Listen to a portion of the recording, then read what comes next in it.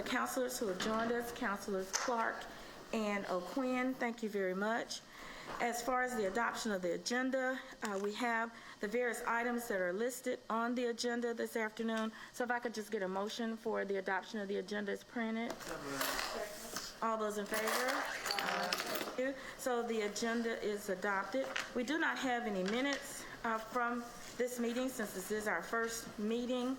I would like to just let everyone know that we had invited members of the Board of Education, since this redistricting process will involve their voting districts that they serve or that will come up for the next election.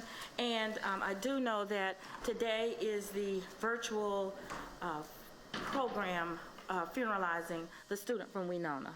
So we will probably may or may not have any attendance from the school board members, but they are invited tomorrow. We will have a majority of this information shared tomorrow. So if they, I believe President Meadows did indicate he may come in late. So thank you all.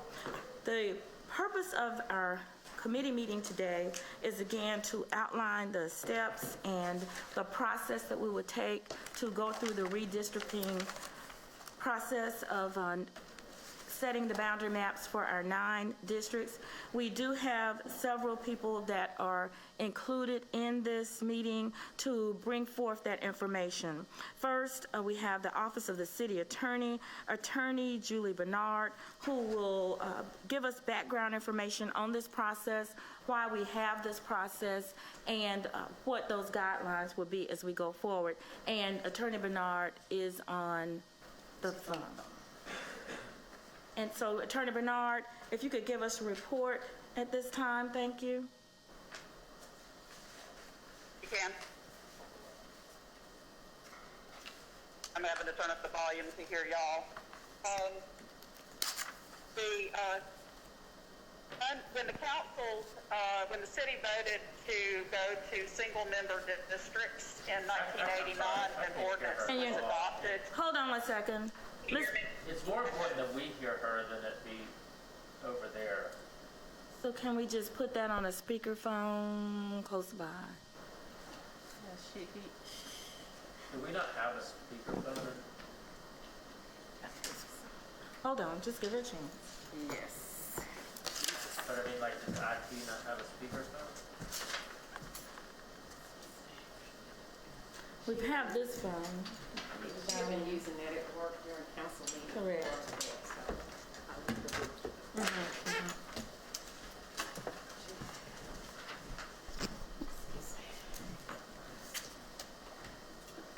And Ms. Bernard, we're just trying to move the phone closer so that we can all hear you. Thank you. Certainly, I'm sorry, I also got, You're much better. got less background noise behind me.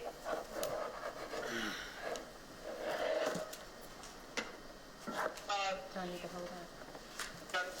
So, bottom line, the city council adopted an ordinance in 1989 creating the single-member districts, which is how councilors are elected now, and creating 9 districts. Included a provision that when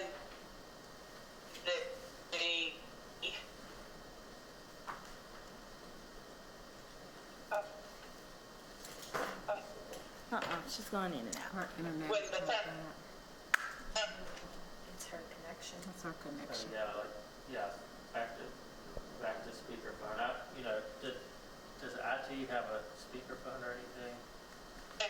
Does this phone not serve as a speaker if she can download?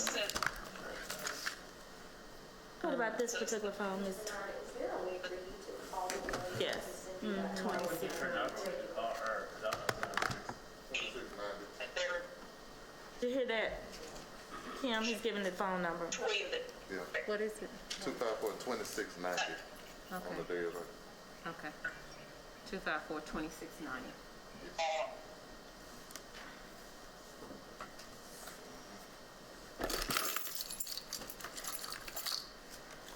Attorney Bernard, we're just going to ask you to dial in to our phone that's on the dais. Yeah, it's a delay Okay. on her internet. Yes. So I'm going to go Yes, we can. I apologize. That's okay, not your fault, technology. Well, I'm sorry I can't be there in person, but we're trying to take care of my mother-in-law.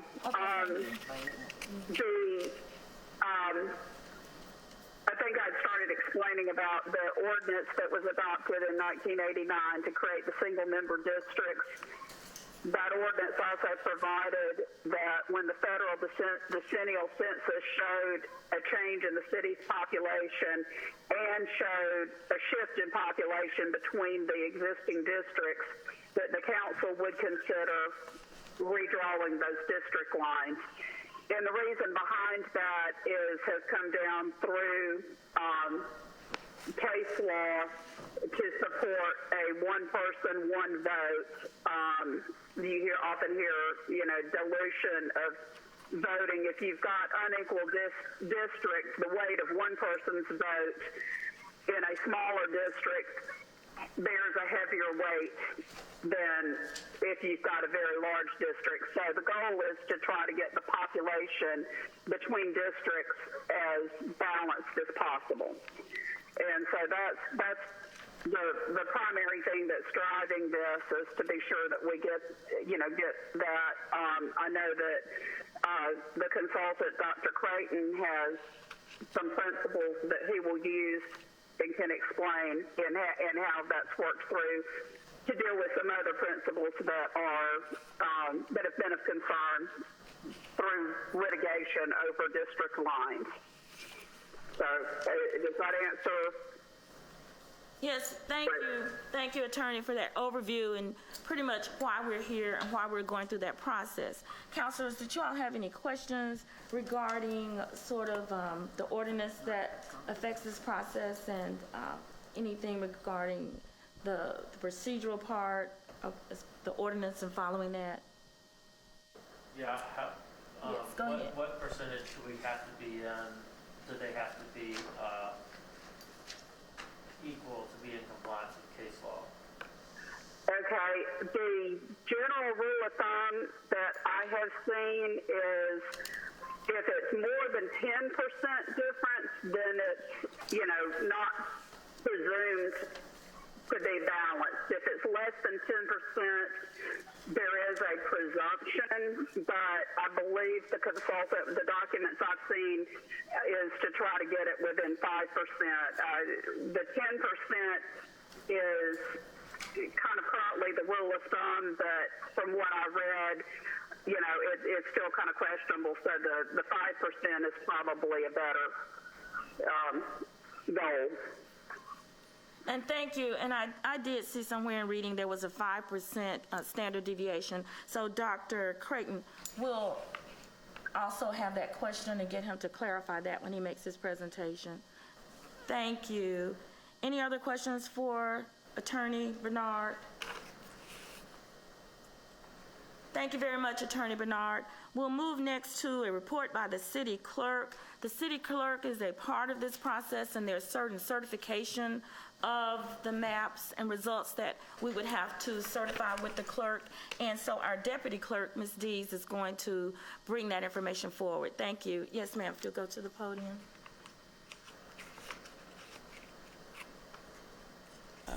Good afternoon. I'm Letha Dees. I serve as the Deputy City Clerk.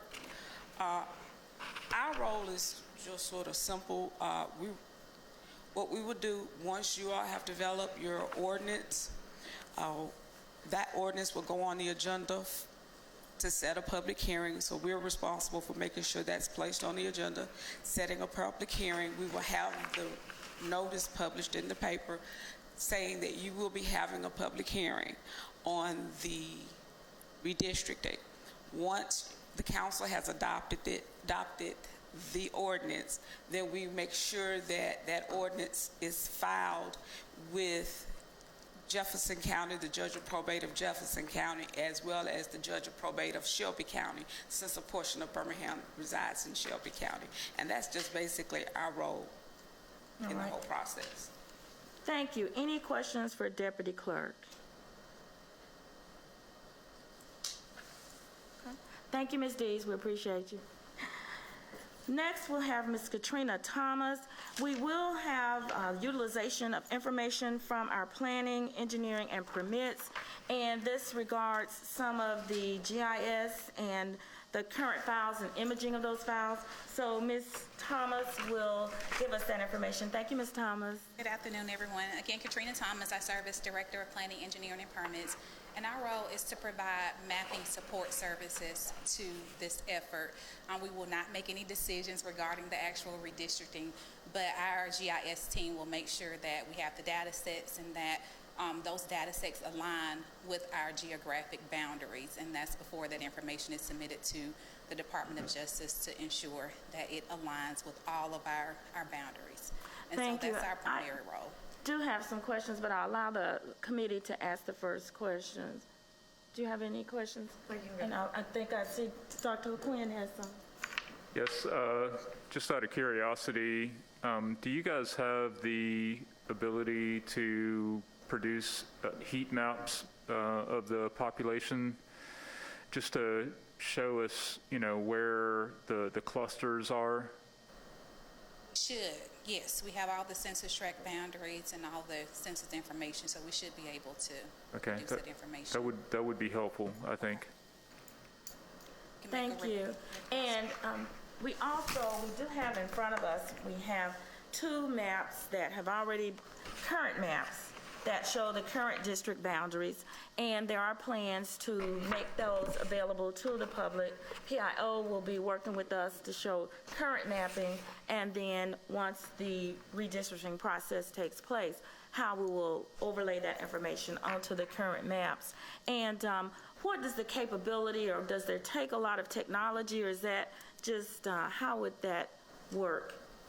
We already have the basic layers for that information, so when the maps are almost finalized, we would just like to review those. That will take a little bit of time. That's why I'm so glad that we're involved early on in this process, so that we can start reviewing information as you input it and as the consultants input it. And so it doesn't require a whole lot of time, but it still will require some critical involvement to make sure those boundaries are aligned. And so we currently have all of the capabilities to do that. We're currently going through an upgrade right now of our GIS system, and so we don't foresee any issues with not having the technical capabilities. Because I do know it's been 10 years, technology has changed since the last time that we went through this process. So it's important to me, and I feel that various committee members and the council, that we have this process of looking at the maps as user-friendly as possible, and then that PIO will assist us in making that available to the public, correct? And Kid, thank you. Any other questions regarding this process or PEP's role? We appreciate you. We are thankful. I'm very thankful again that we have the technology, and that will just take us some days or time to get that information, and we'll be working with the consultants to ensure that we have that synergy of information and we can provide it. Thank you so much. You're welcome. And so now we get down to the final piece, and I think the most important one everybody wants to hear from our consultant. Today, by action of the council, we did make an agreement with Crim Card Consulting, and that's attorney Dr. Kareem Creighton. He did come to us as a highly recognized individual in assisting other municipalities in their redistricting process. And so I'm not sure if we'll have the same problems with having Dr. Creighton on the line, but is Dr. Creighton available? Dr. Creighton? I'm here, President Alexander. Well, hello. How are you? Can everybody hear him? All right. Thank you, Dr. Creighton. We're very excited to have you join us, and we are thankful that we will have this opportunity to work with you and your other staff that's assisting you in providing this service for us. And so I just wanted to ask you if we would lead us into some of the guidelines and the process that we'll be following for this redistricting of our maps.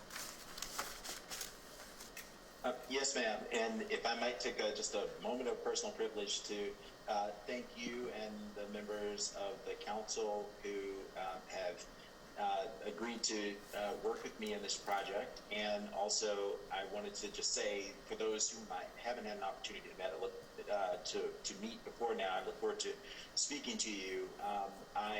As I think I've mentioned to the president and the council members on the committee, I am a native of Montgomery, Alabama, and have recently lived in the city of Birmingham in the last 5 years or so, for about a year and a half. So I am not unfamiliar with the city. As the president mentioned, my whole career has been around looking at redistricting and writing about it, practicing in it. And so it's a privilege to be able to do this work with you. I should also introduce a person who's going to help with certain technical aspects of the project. Doug Turner of CENSUS Consulting is with us, and Doug and I have worked together on projects in the past.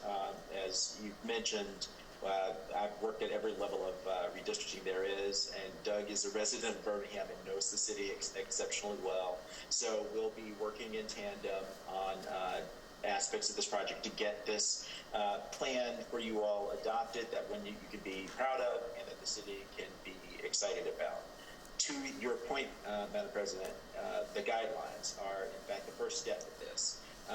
My general commitment to this is that we should always have transparent processes that are data driven and that ultimately give what I think you and the public want, which is a fair, reasonably fair outcome that's both legally defensible but also practical. And the first step in that is the guidelines. So I offered to the council some guidelines to consider that take into account what is legally required. The city attorney's office offered a nice rendition of one of the key things that you have to be aware of, which is federal law, the requirement for one person, one vote. We can talk a bit about that. But also there's state law that needs to be dealt with, some of which the city attorney mentioned. And then there's the policy questions, some of which represents both what the local law requires and at points things that the council will need to take decisions about. So here is what I think is a document that offers one version of it that I would recommend that you all consider. In the first few paragraphs, there's just the recitation of what the city attorney offered. There's state law that authorizes the council to draw districts pursuant to the United States Census. We know that the census was reported in August of 2021 in compliance with the local ordinance. We're on track to be able to adopt districts within the required period. Those districts will need to be single member, that is one person, one representative from each district. And those districts will apply both to the city council and the school board for the city of Birmingham. One important thing to emphasize, if you have the document in front of you, the third paragraph emphasizes that because of the necessities of time, the census was reported later than normal for reasons we know, and added to the pandemic, it made it nigh on impossible to create a district map prior to the city election. So they were held in the fall of 2021, as I'm sure members of the council and the school board know. The maps that are going to be adopted now will have effect upon adoption by the city council, but they will only be used in a live election in 2025, which is the next regularly scheduled election, and 2029, 4 years after that, or unless after the date of election of adoption there is for any reason a vacancy that requires a special election. So the next expected election under the new districts that will be adopted will be 2025. That's covered in the third paragraph. Beyond that, we offer a recitation of the legally mandated rules and some of the other considerations that are captured in local law. And I'll just run through those quickly so as not to take up too much time. The first element is the equal population requirement for each of the districts. There are 9 election districts in Birmingham. The ideal district size, if we perfectly divided everything mathematically, would be 22,304 people per district. There was some discussion I heard earlier about deviation.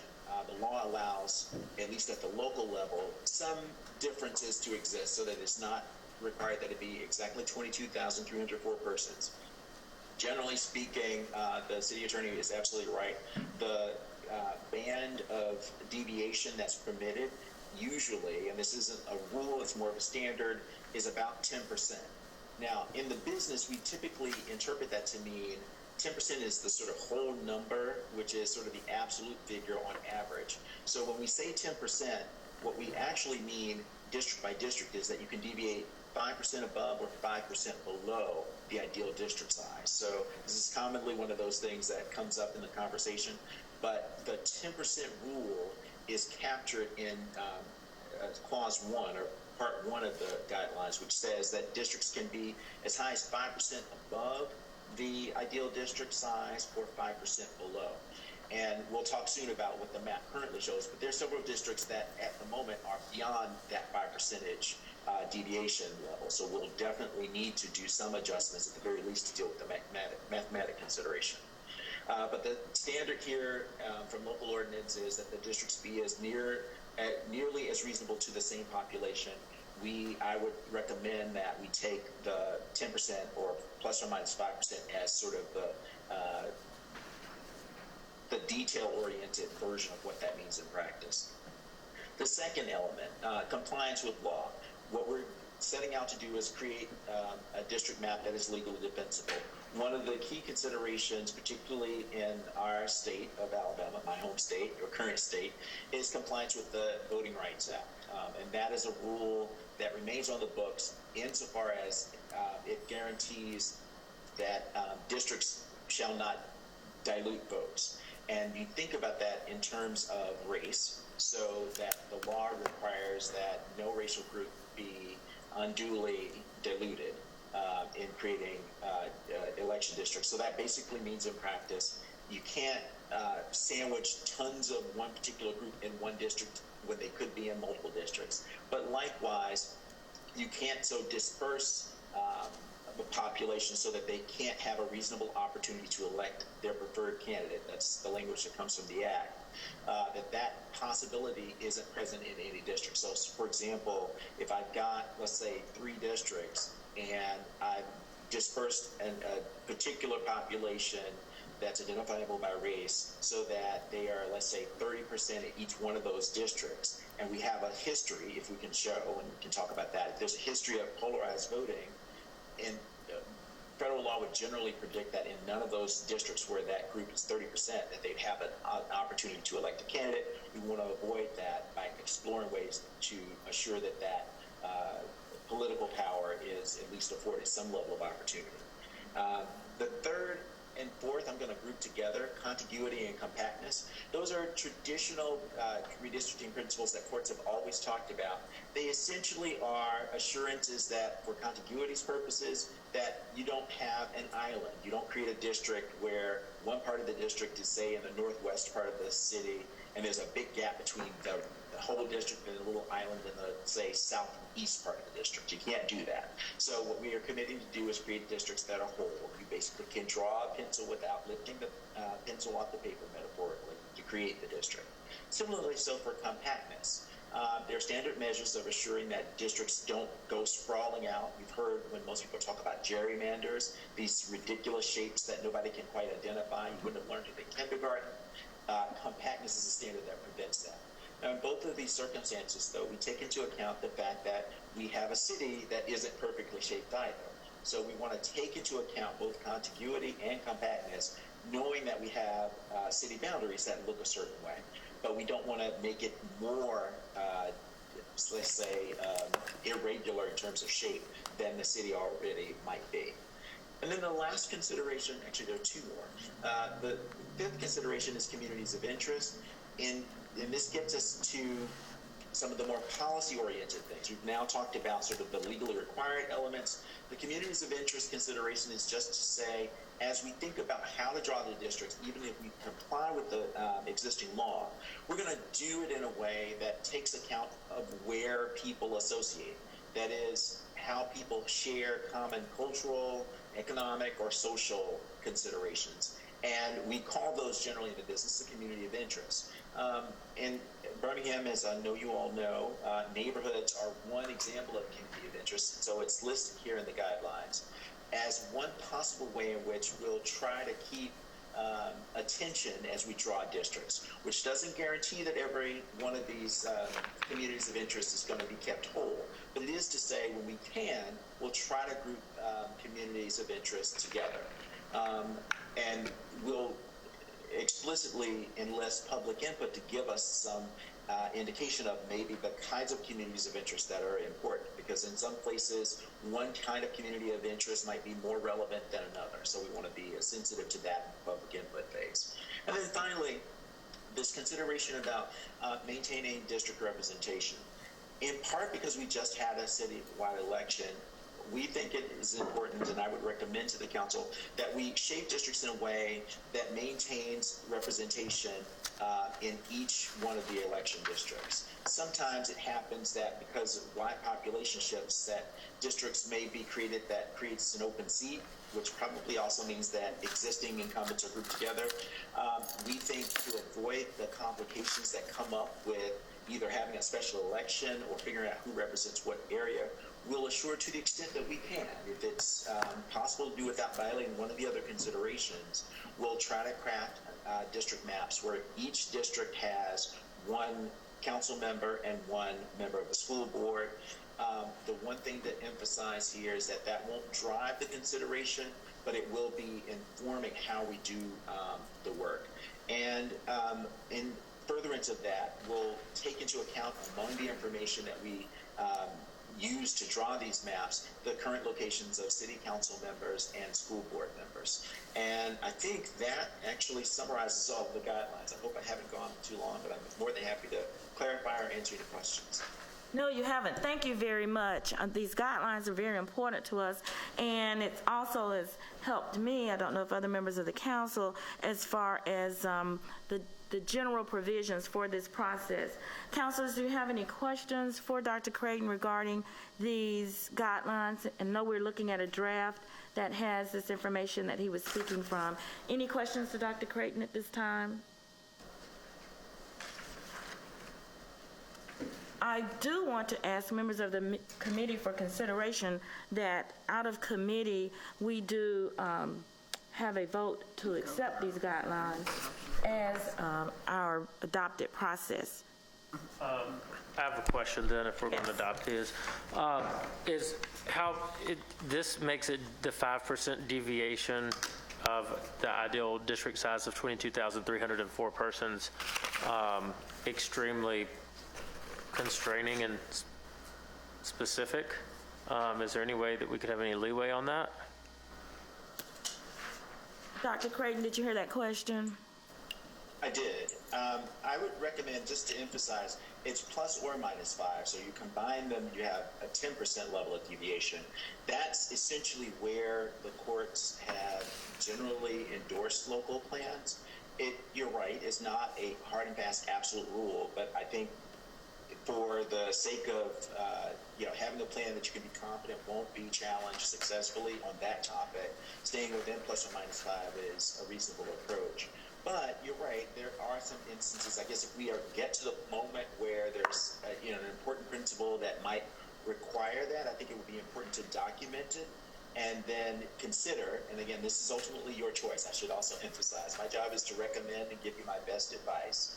But ultimately the choice is yours. But if you should get to a moment where you want to exceed that, and I'd say that those should be under limited circumstances, I think it would be important to then document the reasons why, so that there's no question that it was essentially on the up and up, which I expect us all to be, but that if there should be some later action, there's some record that shows the reasons why.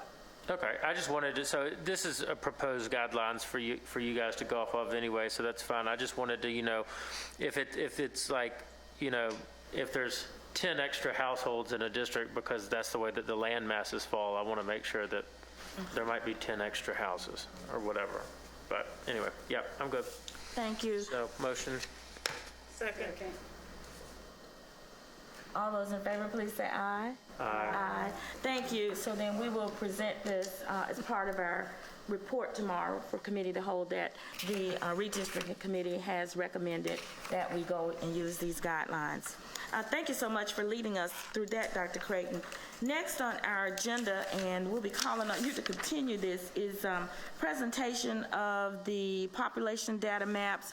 In front of us, counselors, we do have the information that fell out of the census, and we have 4 or 5 different ways that we can look at this data. So, Dr. Creighton, would you walk us through the information that we have? Sure. I'm just going to start by making a couple of brief introductory comments, and then I want to actually turn it over to Doug Turner. Thank you. All right. This is a good example of the kind of work that he'll help us with in sort of getting to a new map. But essentially, I'm thankful that the guidelines were acceptable. The starting point for all of this is, as has been said before, is where the census after 2020 leaves us in a district map. And it gives you some indication of what needs to change. It doesn't necessarily tell us how that should change, and that's really the work that we'll do together. But the important thing to see is just sort of a starting point to get an intuitive sense, at the very least, of where the movable pieces are. And I think Doug, has been thinking a lot about that part and has offered, I think, a useful presentation for giving you a sense of what the movable pieces are. So I'll turn it over to Doug to describe. Thank you. So you have, I believe, 4 charts in front of you before we get to the maps, which it shows the population and the voting age population. I'll explain the difference. The very first one, looking at the population, the overall city, of course, is 200,733 people, regardless of age.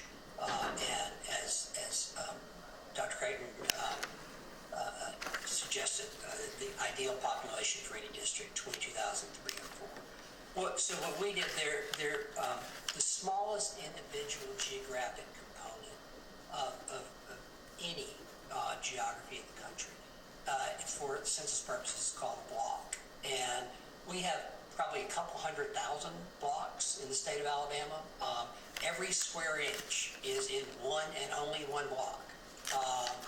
And in the city of Birmingham, there are about 9,500 blocks.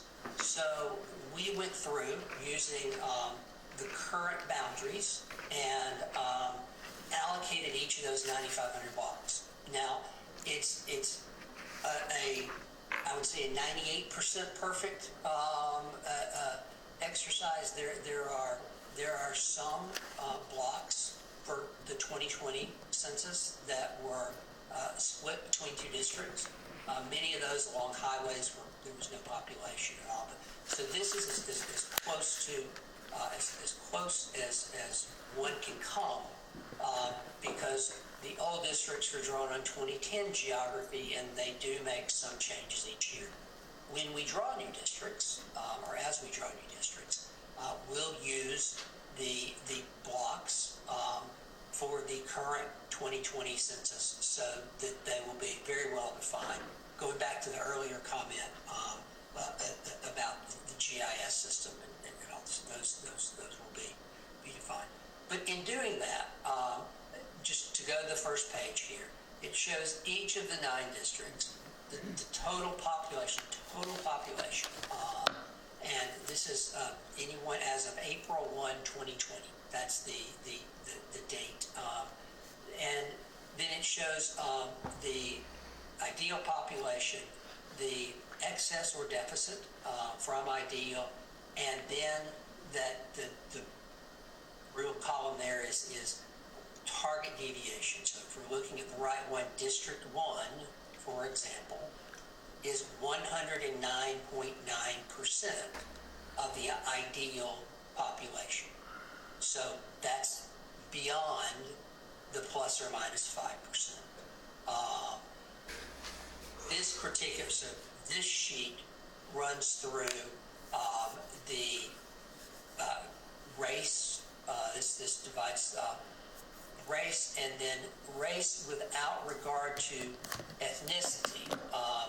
There are the sheets that have the green heading, if they're printed the same way that I sent them, the ones in orange are for the full population. The ones with green have the Hispanic population regardless of race, and therefore you might see, you will see, that any given non-Hispanic race within that area is a little bit lower than it would be when the ethnicity, the Hispanicity is put in with the race. Let me stop there and ask if anybody has any questions, because that often gets pretty confusing. But it's the same number of people. It's just you can be African American, you can be white, and also be Hispanic. So one shows it race without whether or not a person is Hispanic. One shows Hispanic as a separate category, and the races with Hispanic persons netted out from that. Thank you, Mr. Turner. Just to clarify for counselors, we've got these first two pages. So we've got the one that has the orange heading, and then those by the race and ethnicity is on the second page. Correct. Any questions for Mr. Turner regarding those? All right. Thank you, Doug. Go ahead. Okay, it's the same number of people. I just want to be clear. It's the same number of people, but any individual can be Hispanic or non-Hispanic and have a race that's separate from that. So those are the two, and these are both for the entire population. So if you were born on April the 1st of 2020, you're included in this. The next two sheets are very similar, except they look only at the voting age population. Again, one is done with race regardless of Hispanic status, and one is breaking out Hispanic persons who are over the age of 18. This is over the age, 18 or over, 18 or over, as of April 1st, 2020. Doesn't mean today. One of the unfortunate things in the first round of census data that you get is you're either a voting age population or not. So we don't know how many were 17 at the time that this was done, and can project that. The plus or minus 5%, the deviation, these are drawn based upon the population. So those are the first two sheets. That's why it doesn't show on the two voting age population sheets a percentage and a deviation. I did add a column just for information of what percentage of the total population was voting age population, but that is, so you have here 163,166 of the just under 201,000 people were of voting age as of April 1, 2020. And so any questions on that distinction? And just to add, Doug, I appreciate those comments. So the point Doug made earlier about the first two total population figures is absolutely right. Compliance with the one person, one vote standard. The second two will be more relevant to Voting Rights Act compliance. And so part of that breakdown for race and ethnicity will be relevant just for us to make sure that we're not, again, unduly concentrating or dispersing voters with respect to race. So we have each district there. The maps correspond to the districts, which they also show. I think both maps show the districts with the residents that we had on file from a voter file for the current city council member and current member of the City Board of Education. One of the maps that's printed for you has the boundaries of the 99 neighborhoods. we'll be giving you a link to an online version of, and I know we're going to decide exactly how we use what we've already built online that you reference versus the 99 neighborhoods. Versus the city itself transferring that. But as you, it's a little bit easier as you can drill down on the online version. I was looking for the 99 neighborhoods. So, but those are the two different maps you have. I think that's the only difference in those two. Yes, thank you. We were just trying to be sure we were looking at the correct ones. So you're right. We have the one that has shows the 9 districts, and you've overlaid for us the names of the council members and the Board of Education members. And then we have that second one that has overlaid the 99 neighborhoods. Everybody on board what we have in front of us? Thank you. And now we do have a third map that was on a piece of paper, and I'm assuming this is just another version. It does show our district boundaries with our neighborhoods as well. But it didn't show everything. But it didn't, it's cut off in it. All right, so we'll be sure to look at our larger maps. They're more inclusive. Thank you. I did two that were to be printed on 11 by 17. That's what we have. Thank you. Yeah. All right, counselors, any questions for Mr. Turner? I want to be sure that we have clarity on when we had the questions earlier, now that we've looked at the maps, about the standard deviation and sort of the course work here to look at the census data and that, I'm going to say, that perfect size of a district and versus what we're trying to do to levelize that and work with that. Councilor Clark, I believe you had a question. Yes, I just wanted to, first of all, I appreciate all the information. I've been very curious about this process. I know there was a time that it's due. I wanted to be reminded of that and get a sense of if we feel comfortable that we're going to very easily make that timeline. And then I'm sure the committee will be the point of contact, but will they have any interaction with individual counselors as part of this process? Those are my two questions.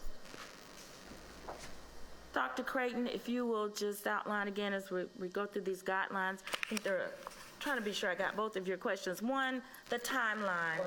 Or deadline and requirement.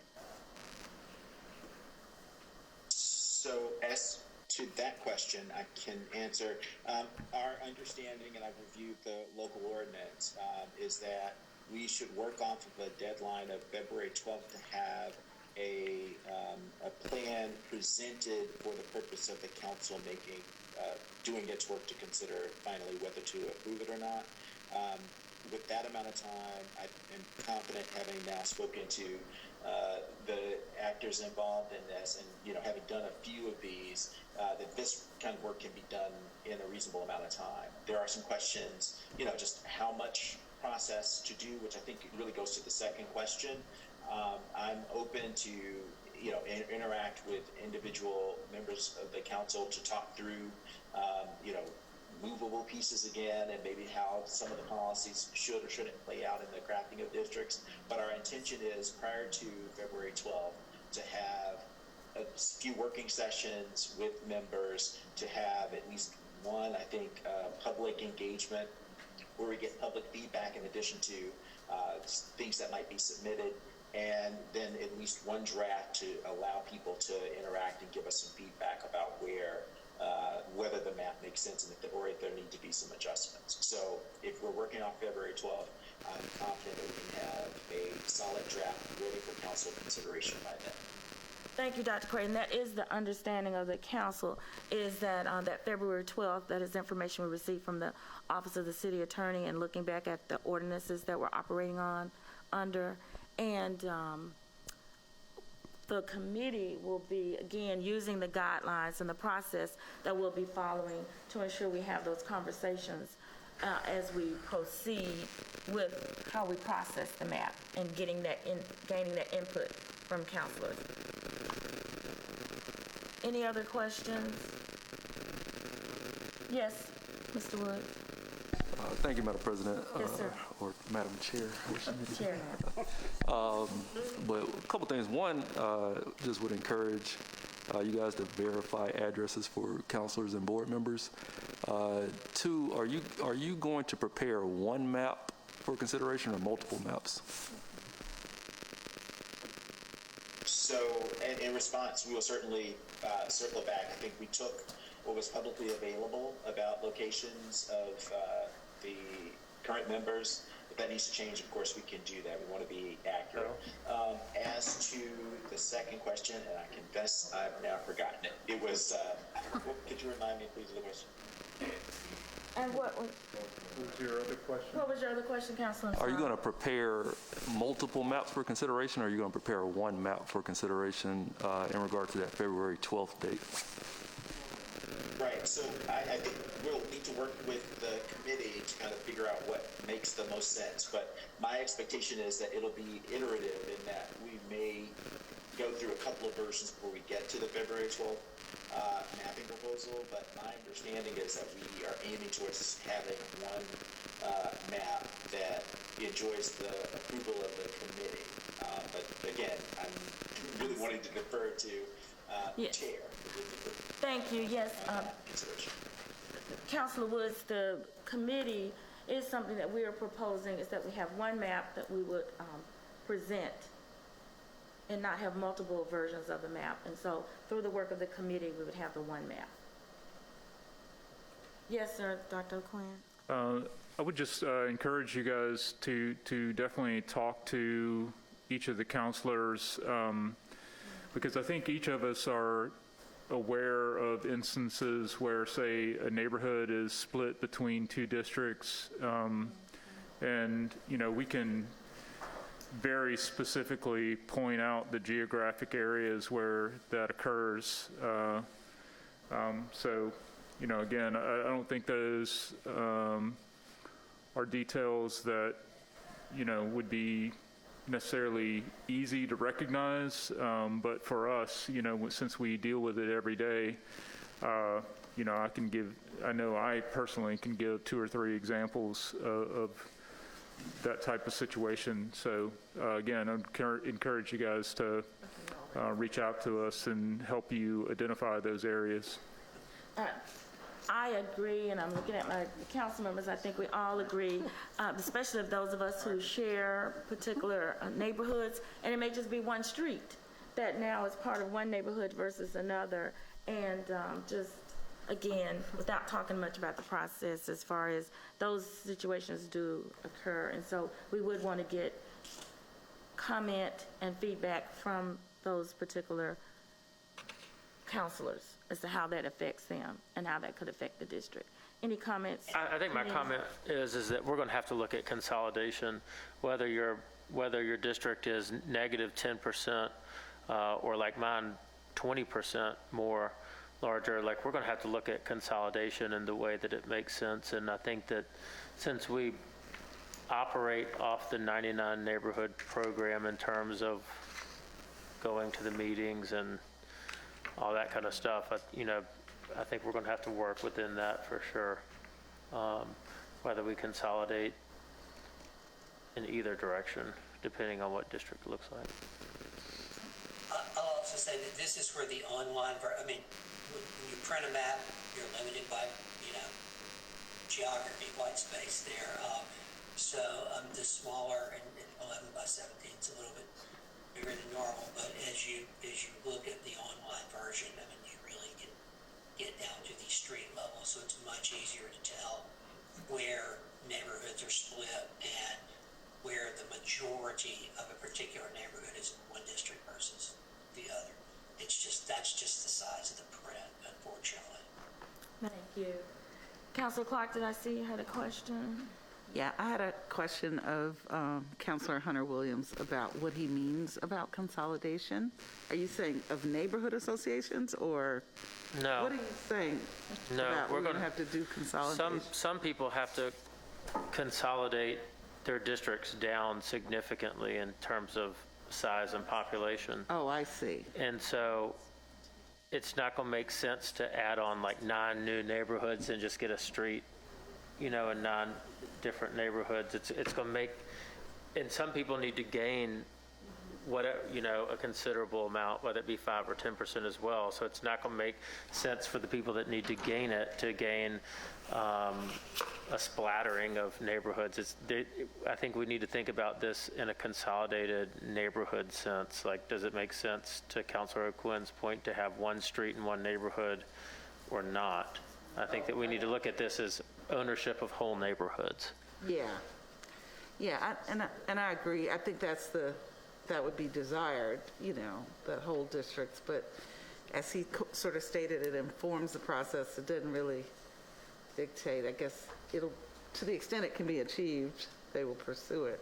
It's what I took from the guidelines. But what I will say is that I'm kind of glad the way it shakes out.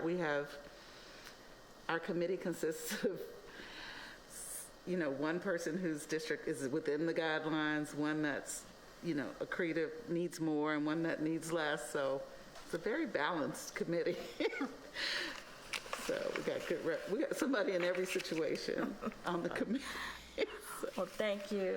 And I think that they get to take an objective look. They're disinterested and can look at solving the problem from a disinterested vantage point. I think it's going to be good for us, at least for the first pass, Yeah, y'all just pray for me as I have to get rid of 20% of my district. I'm with you. I need some of your people, so. But we're not connected, so it's like, Yeah, it we has can't a do that. domino effect. That's what I mean by consolidated effort. That's exactly what I mean by consolidated effort. Yeah, the Y'all Far don't come East- looking over in my district because you Far can't West needs lasso my people. district. What, you mean we can't get the summit? It's like Summit's mine. the Far West needs people from the Far East, and we got to disrupt everything in between, so, hey. Any other questions? Yes, Councilor Wood. Thank you, Madam President. Did want to ask also if it would be possible to get this data, basically this map that you have with the neighborhoods carved out. If we could get either a chart or get this on the map, the population per neighborhood. I think kind of what Councilor Williams was talking about, preventing splitting of neighborhoods, but getting the idea of how many people are in each neighborhood, I think would be helpful. Is that something that you could send to us? So we can come close.